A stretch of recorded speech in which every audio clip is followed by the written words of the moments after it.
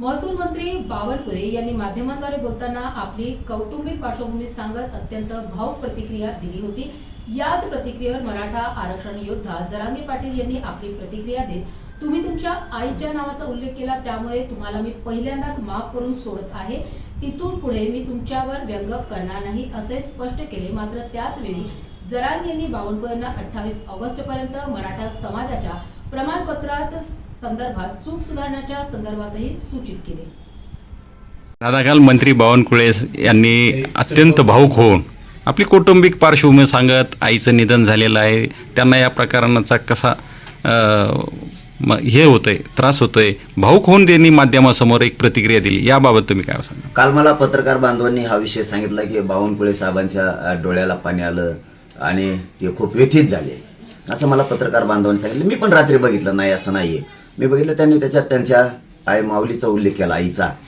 बावनकुळे साहेब आणि पुढेही उल्लेख केला की मी मराठा समाजाच्या विरोधात नाहीये, मी हे केलं नाही। बावनकुळे साहेब, मी तुम्हाला जाहीरपणाने सांगतो, मी माझ्या मराठा समाजावरती लय प्रेम करतो। माझ्या मराठा समाजाच्या विरोधात मराठा जरी आला तरी मी सोडत नाही, दुसऱ्याचा बी आला तरी मी सोडत नाही। तुम्ही इतकं रडकुंडीला आलात, मी काय असतं, मी गुडघे टेकायला लावतो। तुम्ही जे रडकुंडीला आलात ना, इतके तर मराठ्यांच्या नादी लागल्यामुळे आलात। मला इतकं बोलायची तुम्हाला गरज पण नव्हती, कारण तुम्ही चूक केली। हे बघा, तुम्हाला एवढं रडकुंडीची यायची वेळ याच्यामुळे आली की तुम्ही पडळीच्या टोळीच्या नादी लागलात। त्यांचं ऐकून तुम्ही एवढा मोठा अपराध केला की तुम्ही मराठ्यांच्या लेकरांचं वाटोळं केलं त्यांचं ऐकून।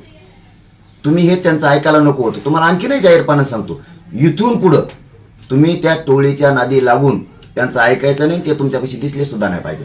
कारण तुम्ही काल जे व्यथित झालात, आम्हाला पण वाईट वाटलं, मला सुद्धा। मी रात्री बघितलं ते की तुम्ही तुमच्या आईचं नाव घेतलं। शेवटी ती मायमाऊली आई ही आई असते सगळ्यांची।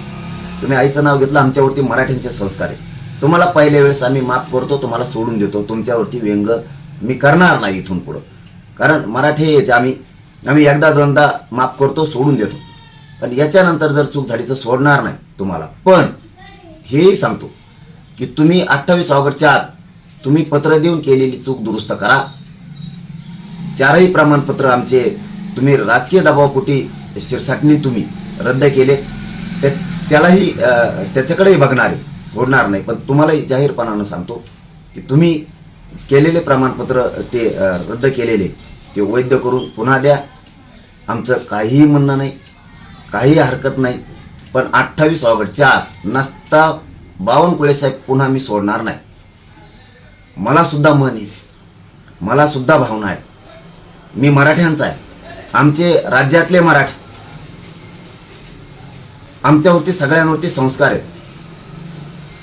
तुम्ही आमचं वाईट केलं म्हणून आम्ही तुमच्या मागं लागलो, आम्ही तुमच्या कधीही मागं लागलो नसतो। पण तुम्ही काल जे रडकुंडीला आलात ना, फक्त मराठ्यांच्या नादी लागल्यामुळं। पण तुम्ही बोललातच ना आता की मी मराठ्यांच्या विरोधक नाही, मी मराठ्यांच्या विरोधात काम केलं नाही, मी कधी असं करणारा नाहीये, आणि तुम्ही रडकुंडी आलात। त्याचं कारण सांगतो तुम्हाला, माझ्या मराठ्यांच्या वाटं जर कोणी गेलं ना तर मी त्याला गुडघ्यावरच टेकवितो। आणि तुम्ही रडकुंडीला आलात, उभ्या महाराष्ट्राने ते बघितलं, म्हणून तुम्हाला आम्ही एवढे वेळ सोडून देतो, तुम्हाला मी माफ करून टाकतो, काही हरकत नाहीये। पण इथून पुढं तुम्ही अशी चूक मराठ्यांच्या विरोधात करू नका। मी तुमचं इथून पुढं व्यंग करणार नाही। तुम्हाला आम्ही सोडून दिलं, कारण आम्ही एकदा मराठ्यात म्हण आहे, एकदा दोनदा सोडून द्यायचं, माफ करायचं, तुम्हाला केलं। पण 28 ऑगस्टच्या आत जर तुम्ही केलं नाही तर बावनकुळे साहेब, मी तुम्हाला सोडणार नाही। जे तुमच्या आईबद्दलचं तुमचं मत आहे तेच आमचं मत आहे। आम्ही भावनिक लोक आहेत मराठ्यांचे, पण आमच्या लेकराच्या अन्नात विष घालल्यावर मी सोडू शकत नाही, हे तुम्ही लक्षात ठेवा। तुमची केलेली चूक तुम्ही 28 ऑगस्टपर्यंत सुधारा।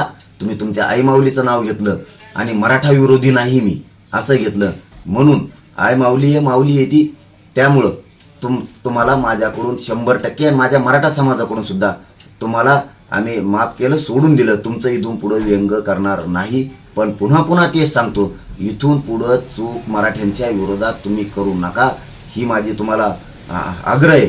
आणि तुम्ही आता इथून पुढं पळीच्या टोळीच्या नादी लागून कुठाने कसलेच करू नका आणि मराठ्यांच्या विरोधात जाऊ नका।